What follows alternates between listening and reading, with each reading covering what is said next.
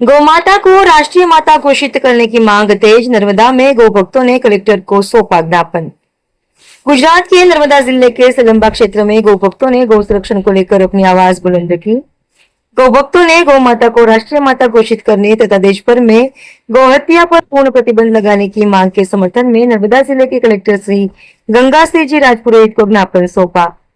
ज्ञापन के माध्यम से गौ भक्तों ने कहा कि भारतीय संस्कृति और सनातन परंपरा में गौ माता का विशेष स्थान है। उनका मानना है कि गौ संरक्षण केवल धार्मिक आस्था का विषय नहीं बल्कि सामाजिक, सांस्कृतिक और पर्यावरणीय दृष्टि से भी महत्वपूर्ण है। इसी उद्देश्य से केंद्र सरकार से गौ माता को राष्ट्रीय माता का दर्जा देने और गौ हत्या पर कठोर एवं पूर्ण प्रतिबंध लागू करने की मांग की गई।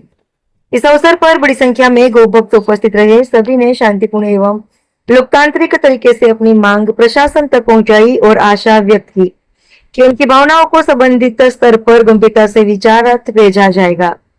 कार्यक्रम के दौरान श्रद्धा, अनुशासन और सामाजिक एकजुटता का संदेश भी देखने को मिला। गौ भक्तों ने गौ संरक्षण के प्रति जन जागृति बढ़ाने का आह्वान करते हुए समाज से इस अभियान में सहयोग की अपील की। भेगा थया छे, कलेक्टर साहेब ने आवेदन आप्युं छे।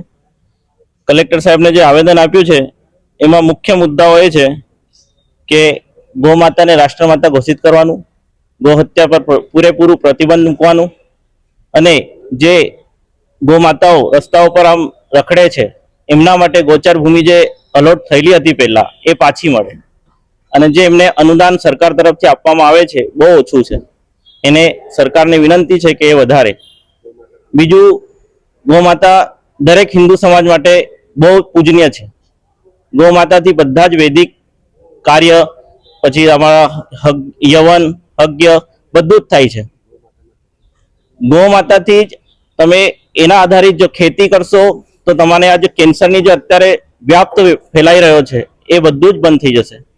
ગૌ આધારિત શિક્ષણ બી થવું જોઈએ. એ બધી મારી માંગ છે. એ મેં કલેક્ટર સાહેબ જોડે આપણું જ્ઞાપન આપ્યું છે.